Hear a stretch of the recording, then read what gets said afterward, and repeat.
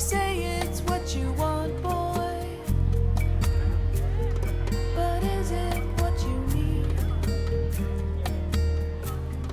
You're so much in demand, boy. I was diagnosed in 1998 in February, and I had no idea what HIV was or what AIDS was. I didn't know the difference. It was a shock. I was in shock when I was told. And I did the worst thing that I could possibly do, but I didn't know any better then. You know, I was told by the doctors, there's nothing we can do for you. You have full-blown AIDS. When I found out, I already had a feeling that I was HIV positive because Jeremy, my partner, his test came back a day after he got it done, but mine came back about 6 weeks later. So I had some time to sit and think of what it would be like. It didn't really hit me that much until Jeremy had to start taking medication, and just the reaction of the meds and him throwing up every day is just a constant reminder that of what I've done, what I've gone out and done.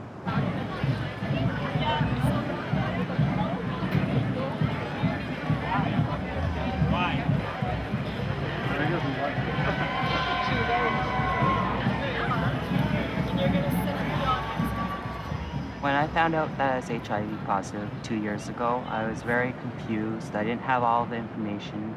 I didn't know what the disease was. I wasn't educated in high school that much about it.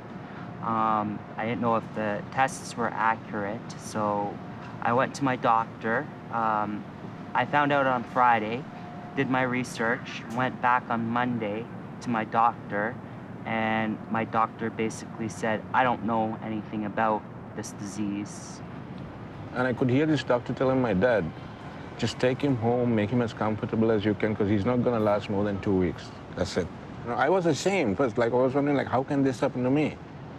I mean, there's some mistake, but it was no mistake, you know. It's the fear factor, again, the stigma associated with AIDS, you know, like, when they found out, especially not the doctors, but like the lower stuff, like the attendants, the other nurses and stuff, you know, I could see fear in them, you know.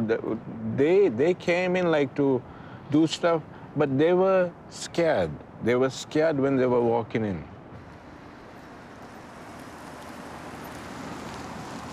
I came to Canada just recently, about in 2002, and I found out that I was positive through my medical examination for the immigration. And that was really terrible.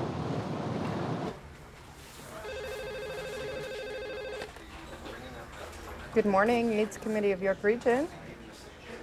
Hi, Deb. Hi. I'm here to see Radha. Sure, I'll give her a call and let her know you're here.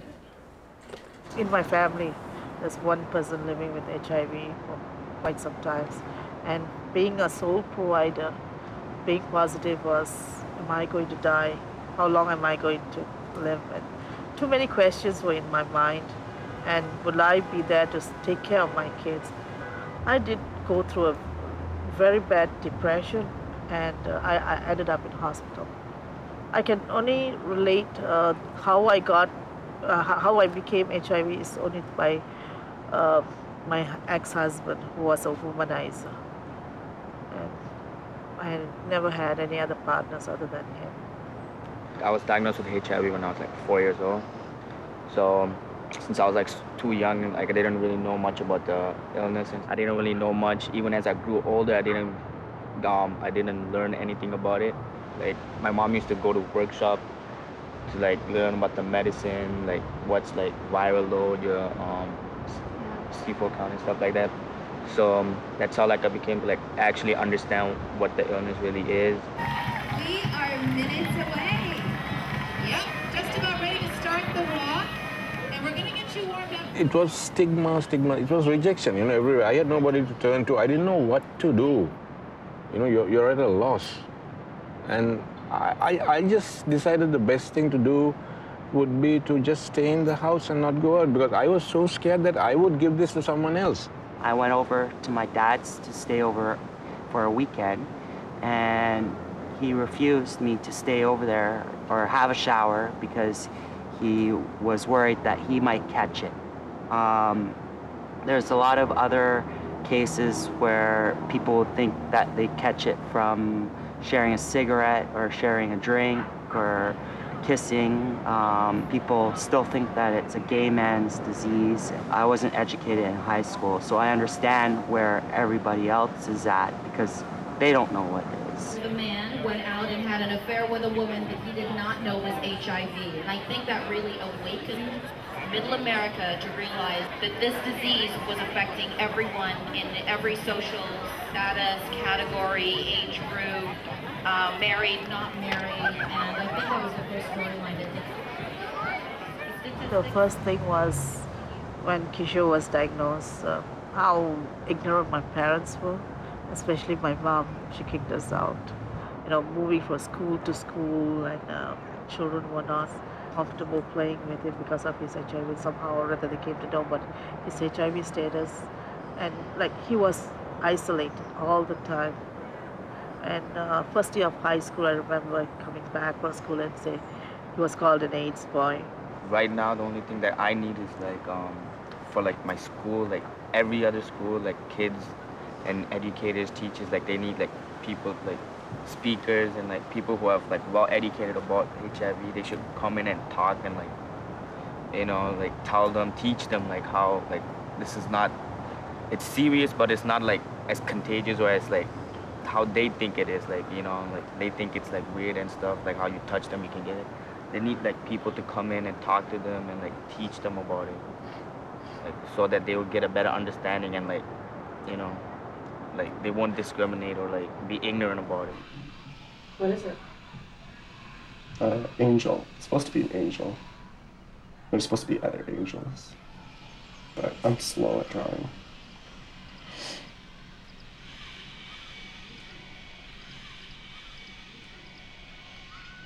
For me, it hasn't really been a life-ending experience, more like a life-changing experience. It opened my eyes, made me realize what I have to do and why I'm here on Earth, why I'm here.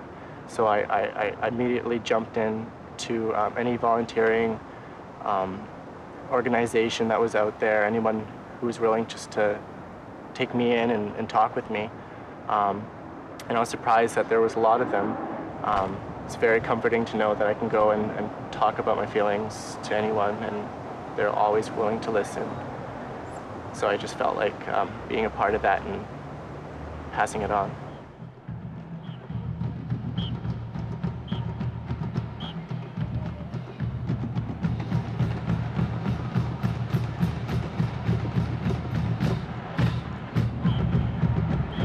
Having this is like doesn't mean that it's like the end of your life. That's one thing that I learned, and I learned that through like the support group and through my mom. I just wish that like other people would understand what this is, like take the time to learn about what it is, instead of just thinking like it's like it's like if you touch someone you're gonna get it, if you like talk, if you stand beside them you're gonna get it. And I just wish like other people would like take the time to learn about it. I became very strong because of my son as well. I wanted to live, even though I was diagnosed. I had a reason to live for, so I was not a coward to say, my life is done and I have to go. I took this as a challenge. I had to prove to my son it's not the end of the world, even though there are people are being ignorant about it and can be really shrewd about the stigma and everything. I said, you got to stand up for yourself. You're not going to die. There is a reason for all this happening. It shows that we need to be strong and have to show love and care for others too in the similar situation. Just imagine, put yourself in my shoes, like I don't know who's watching this, but I'm speaking very sincerely. I'm asking you, what if it was you? Would you like to be kicked out of your house? Would you be like Jeremy said, your own father telling you, I don't want you eating from the same plates. I don't want you eating in my house. How will you feel? Your own mom telling you, like, I love you, right? But this is something I cannot deal with. I'm scared. Understand what I'm saying? I love you, you're my son, but don't come here. It breaks you inside, and your wife telling you, don't touch the kid. You can see him, but don't touch the kid. How do they expect me not to touch my son? I want to pick him up, I want to hug him. I want to tell him I love you, son, 8 years of my life. I have not once been able to pick up that boy. And he must be wondering, why isn't daddy like picking me up?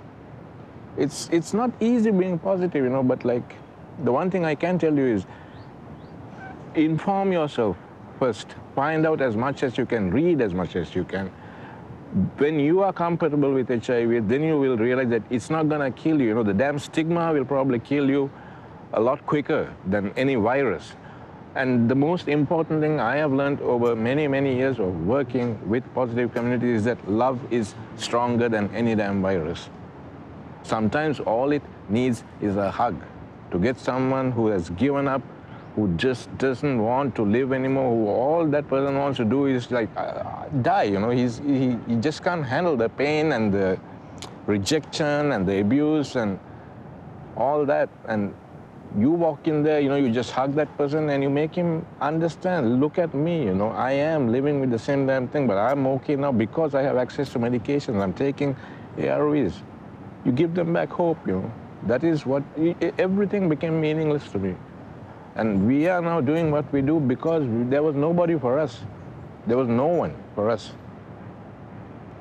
It's so wonderful that we're all sitting here and you're sharing all this amazing, stories of strength and courage. It just makes me go out there and work harder and stronger, because I know that these are the struggles you work with, and it makes me very angry, to have to face these barriers, and have to advocate when it should be common sense. It should just be compassion. This is the stuff we are taught when we are children, when we are in school, in our faith groups, So why is it so hard?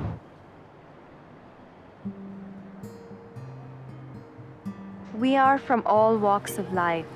We come in every age, every color, race, and religion, and every sexual orientation. You can walk beside me. You can hold my hand. You can drink from the same cup as me. You can kiss me. And you will not be infected with anything but friendship.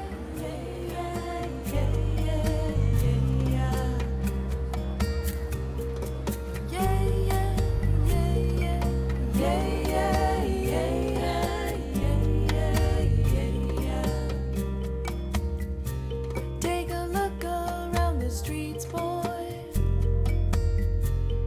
and think on what you see.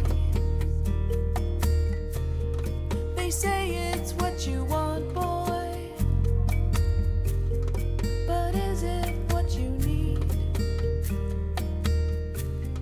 You're so much in demand, boy. It's all good.